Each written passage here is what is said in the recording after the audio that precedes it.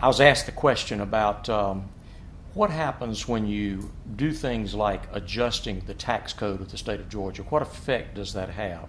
And it was a discussion in the context of one of the tax reforms that I think has pretty much universally been decided is one we should seriously consider doing this legislative session, and that is the removal of sales tax on energy that is used for manufacturing purposes.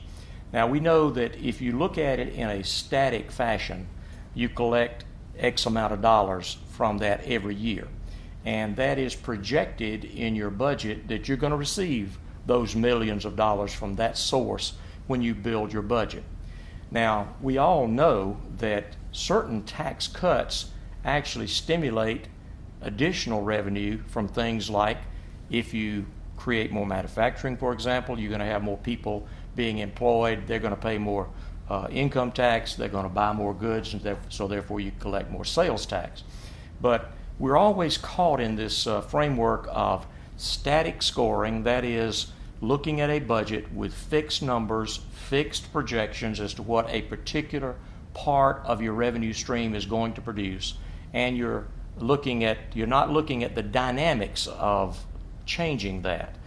A tax cut has generally created more tax revenue, not less. But in the static approach that is sometimes taken, it appears that, well, if you cut the sales tax on energy used for manufacturing, you're going to lose this many $1 million out of your state budget. How are you going to make it up?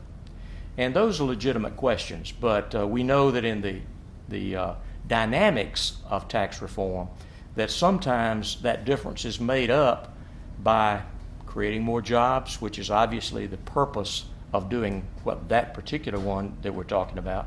But we don't have the luxury of it in the debate that takes place in a legislative body when you're looking at fixed numbers and trying to decide how you balance that out.